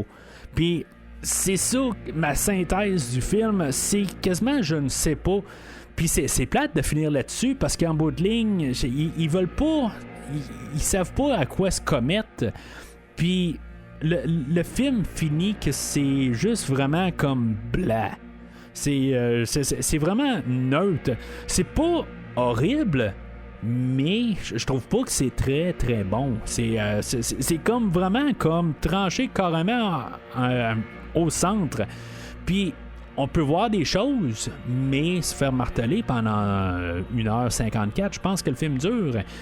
Juste se faire dire la transformation, tu sais, je veux dire, il va y avoir juste on change avec le temps, tu sais, des fois on peut tomber en amour, mais éventuellement on peut plus être en amour, tu sais, c'est comme un peu des affaires de même tout le long du film, tu sais, il y a comme un mystère qui est là, mais on nous martèle toute la même affaire tout le long du film. Fait que je trouve ça un petit peu décevant après Ex Machina. En tout cas, je trouve ça un petit peu quelque chose là, un coup vers le bas. Mais bon, puis là, tu sais, il y a le film Men après ça, qui était un autre film comme je pense que c'est mieux que Men. Men, je m'en rappelle plus bien, mais je sais que j'étais vraiment comme très déçu après avoir vu Men. Mais c'est mieux que Men. Côté production est meilleur que Men. Men, c'est genre alentour de tout un manoir tout le long du film. Là, fait que il n'y a pas grand-chose en fait de production. Mais tu sais, comme tout... Normalement, c'est le genre de film que sur un poster, je me dis, ça a l'air vraiment hot, mais qu'est-ce qu'on lui donne à la toute fin? J'ai comme l'impression que c'est un film indépendant. Puis normalement, c'est une bonne chose quand même, que des fois, on essaie de ne pas aller trop dans le côté Hollywood, puis des affaires de même. Mais le poster nous donne comme une image de film, blockbuster quasiment. Puis, quand on arrive à écouter le film, on a un budget quasiment, non, on a 40 millions, là, on n'a pas tant que ça, mais on a quand même toute une esthétique qu'on voit, puis tu sais, avec les acteurs, puis tu sais, on dirait qu'on a quelque chose qui peut être plus grand, puis finalement, ça finit qu'on a juste une idée qu'on martèle. Puis, tu sais, j'en ai parlé au podcast aussi, des films là, qu'on fait juste marteler une idée, puis que des fois, on la travaille tout au long du film. Mais on dirait que des fois, il y a quand même une évolution sur l'idée, puis tu sais, juste comme pousser l'idée. Mais là, j'ai l'impression qu'on essaie de juste pas pousser l'idée. On a fait juste dire, bon, des deux cellules se multiplient, puis après ça, tu vois les deux cellules, puis il y a un autre contexte. Qu'on va faire la même affaire, mais là, ça va être en amour. Puis, tu sais, je veux dire, c'est la même affaire. On peut avoir un couple, puis après ça, tu sais, éventuellement, ils vont comme évoluer, puis ils vont devenir autre chose. Puis après ça, on a un personnage, tu sais, où il y a quelque chose, mais il va devenir autre chose. C'est comme... On va énumérer des choses au lieu d'élaborer. Puis je pense que c'est ça que je pense qu'on va arriver à la toute fin pour dire... En tout cas, de mon côté, que y avait du potentiel, mais qu'en bout de ligne, là, c'est comme... on est resté comme à la case départ. Aussitôt qu'on a traversé, on est resté coincé comme dans le deuxième acte. Puis la troisième acte apporte rien, parce que je pense que peut-être qu'il y avait aussi la révélation de Kane, mais même là, je pense qu'on a arrêté même quasiment à la première acte, où on comprend qu'il y a des cellules qui sont multipliées, des affaires de même. Puis là, il ouvre la tête du croco, ou dans le fond, juste la gueule du croco, puis on comprend qu'il y a une fusion. Puis rendu là, à partir de ce moment-là, on comprend c'est quoi. Puis on a déjà martelé juste en début de la scène aussi, où Nathalie Portman est en train de regarder des plantes, puis elle dit, on dirait qu'ils sont comme toutes la même chose, des affaires de même. Puis après ça, on a le croco pour marteler l'idée. Mais c'est ça qu'on fait à partir de là. On fait juste à remarteler. Je veux dire, j'adore la scène où de l'éventrement qui est très écœurante, vraiment dégueulasse là, dans le côté où l'extraterrestre, elle sait pas exactement c'est quoi les intestins, fait qu'elle dit c'est pareil comme des vers quelque part, puis elle fait la même affaire, tout ça, mais c'est très écœurant. Mais côté visuel, j'adore cette scène-là. Qu'est-ce qu'elle apporte, là, cette scène-là? C'est probablement ma meilleure scène dans tout le film, mais c'est comme, à quelque part, tu le martèles, puis on l'a compris, puis là, ils font juste comme continuer, tu le martèles, c'est beau, là, après un bout, le film est peut-être 30 minutes trop long, c'est peut-être ça aussi le problème, puis avec 30 minutes de moins, peut-être que je l'aurais mieux endossé, mais en même temps, j'aurais l'impression d'avoir perdu mon temps pendant 1h30, je m'aurais dit, c'est court, puis il se passe plus rien, là. C'est pas qu'il n'y a pas mon intérêt, j'ai comme mon intérêt pareil jusqu'à la fin du film, c'est vraiment étrange, mais à quelque part, je suis juste comme sans émotion à la toute fin du film. Je me sens comme Kane, carrément. Fait qu'un jaune. Fait que c'est ce qui termine, dans le fond, la trilogie de films que Olivier Simard m'a demandé de faire. Puis j'envoie ce message-là directement à Olivier. Mais merci beaucoup pour ces 3 films-là. Ces 3 films que j'ai apprécié quand même de voir dans la globalité. Même si j'ai terminé par un jaune. C'était un film que je voulais voir éventuellement. Fait que je suis bien content de l'avoir vu. Puis dans le fond, de l'avoir couvert là, pour toi. Fait que un gros merci. Comme j'ai dit un peu plus tôt dans le podcast, si vous voulez que je vous couvre vos films, dans le fond, juste avec un don de 10$, je vais couvrir un film ou 3 films, pour 25$, je fais 3 films de votre choix tant qu'ils sont non franchisés et qui sont accessibles d'une manière légale, surtout sur streaming, ou peut-être que je l'ai dans mes bibliothèques. C'est une possibilité, il faut juste se communiquer ensemble. Entre-temps, vous pouvez suivre le podcast sur les réseaux sociaux, Facebook, Twitter et Instagram, puis pouvoir savoir qu'est-ce qui annonce, qu'est-ce qu'on va couvrir là, dans les prochaines semaines au podcast. Comme la semaine prochaine, on va couvrir le film Le Sol sur Mars avec Matt Damon, et que dans le fond ça fait quelques mois que j'ai enregistré ce podcast-là. Dans le fond c'est une erreur de circonstance à quelque part, un film que je voulais faire dans un passé et qu'on s'est juste mis à écouter le film à la maison. Fait que je me suis dit, tant qu'à avoir écouté le film, tant qu'à l'avoir écouté dans quelques mois, je me suis dit je vais tout de suite enregistrer le podcast en faisant ça, puis finalement j'ai lu le livre la même semaine, des affaires de même. Fait que dans le fond j'ai fait ce podcast là et je me suis dit je vais essayer de garder une thématique de Mars comme idée, puis essayer de coller quelques petites idées. Fait que j'ai collé le film Mission sur Mars avec film de 2000, je pense l'année 2000, avec Gary Sinise et plusieurs autres acteurs, Tim Robbins je pense. Fait que j'ai comme ça un petit peu en bonus là, pour parler de ce film-là. Puis je me suis dit, je vais pas parler de juste Mission sur Mars. Je vais trouver un autre film. Puis là, j'étais en train de rechercher un peu des films à faire. Je pense qu'il y avait un autre film. Je suis pas capable de me replacer quel film. Mais je pensais faire peut-être le film de Red Planet. Puis là, j'étais comme ambivalent. Puis finalement, on a eu le décès de Val Kilmer qui est passé au travers de ça. Carrément, pendant que j'étais en train d'essayer de choisir quel film que j'allais faire. Fait que je me suis dit, le choix est assez évident rendu là. Fait que j'ai fait aussi la même année là, que Mission sur Mars. On va parler là, de Red Planet, dans le fond, là, les 3 films, dans le fond, au prochain podcast. Fait que on va être sur Mars la semaine prochaine. Mais entre-temps, n'hésitez pas à laisser vos commentaires sur le film d'aujourd'hui. Dans le fond, avez-vous des théories sur le film? J'ai posé 10 000 questions aujourd'hui. Je suis même pas sûr d'en avoir répondu 2 là-dedans, là, parce que dans le fond, c'est tellement laissé à l'interprétation que peut-être qu'il y a, il y a vraiment d'autres théories, tout ça. Quelque chose qui est vraiment solide en béton du début à la fin. Mais je pense, en tout cas, moi, dans ce que j'ai pu dire, en tout cas, de ma manière que je vois le film, ça fonctionne, mais j'ai toujours un peu le blanc là, des 4 jours. Là, je trouve que c'est une question sans réponse à quelque part. Peut-être que vous avez les réponses, mais n'hésitez pas à laisser là, votre opinion là, sur les réseaux sociaux, Facebook, Twitter, Instagram. Mais sinon, d'ici le prochain épisode, si pour une raison quelconque vous me cherchez, ben sachez que au moins on va être dans le même hémisphère. Is that it? I'm sorry? My question is, are we done? Yes, I think we're done. Merci d'avoir écouté l'épisode d'aujourd'hui. J'espère qu'il vous a plu. On se retrouve la semaine prochaine pour l'analyse d'un autre film. Well, I'm funny how? I mean funny like I'm a clown, I amuse you, I make you laugh. How am I funny? Toutes les opinions exprimées dans cet épisode sont les miennes ou celles de mon invité s'il y a lieu. Et elles ne représentent en aucun cas les points de vue des personnes ou entités liées au film discuté aujourd'hui. Who the fuck you think you are? He thinks he's Rambo. Rambo is a pussy.